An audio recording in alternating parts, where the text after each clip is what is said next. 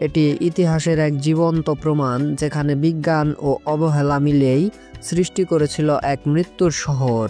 আজকে আমরা যত আধুনিক হই না কেন, প্রিপিয়াত আমাদের মনে করিয়ে দেয় একটি ভুল কত বড় ভয়াবহ হতে পারে।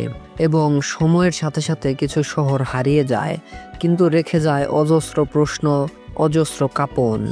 একটি শহর যেখানে এখন আর কেউ বসবাস করে না। একটি শহর যেটি এক রাতে সবকিছু ফেলে পালিয়ে গিয়েছিল হাজারো মানুষ। আজও সেই শহরে রয়েছে স্কুল, হাসপাতাল, খেলনার দোকান, যেমন ছিল 1986 সালের এক রাতে। কিন্তু তফাৎ একটাই, সেই শহর এখন শুধু ভূতের শহর। এই গল্প সেই শহরের, নাম তার প্রিপিয়াত। ইউক্রেনের উত্তরাংশে অবস্থিত এই শহরটি একসময় ছিল এক প্রাণবন্ত আধুনিক নগর। 1970 সালে এই শহরটি তৈরি করা হয়েছিল চেরনোবিল পারমাণবিক বিদ্যুৎ কেন্দ্রে কাজ করা বিজ্ঞানী ও শ্রমিকদের জন্য। শহরের গড় বয়স তখন মাত্র 16।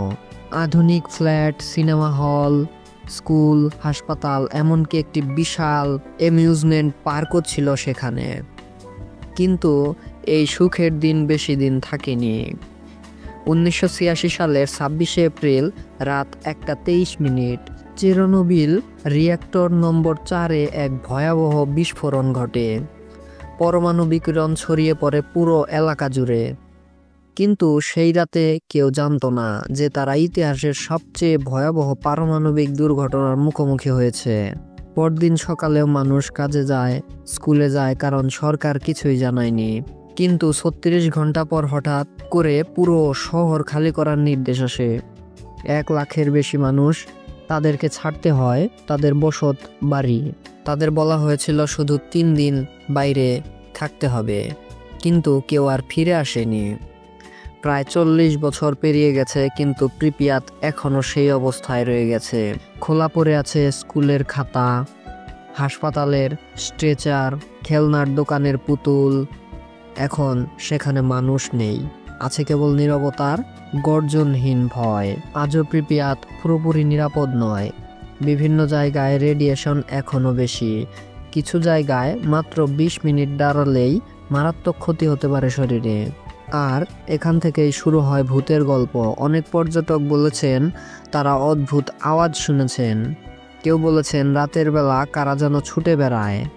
কেউ বা ভাঙা জানালার ওপাশে দেখেছেন ছায়ামূর্তি, অজস্র কাঁপন। এই শহর এখন ঘোস্ট সিটি নামে পরিচিত, যেখানে দিনেও কেউ একা যেতে সাহস পায় না। বর্তমানে কিছু অংশে পর্যটকদের গাইড ট্যুরের নেওয়া হয়, তবে তা কঠোর নিরাপত্তার মধ্যে নির্দিষ্ট সময়ের জন্য।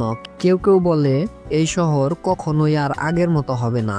এটি ইতিহাসের এক জীবন্ত প্রমাণ, যেখানে বিজ্ঞান ও অবহেলা মিলেই সৃষ্টি করেছিল এক মৃত্যুর শহর।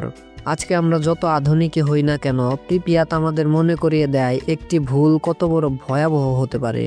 এবং সময়ের সাথে সাথে কিছু শহর হারিয়ে যায়, কিন্তু রেখে যায় অজস্র প্রশ্ন, অজস্র কাঁপন।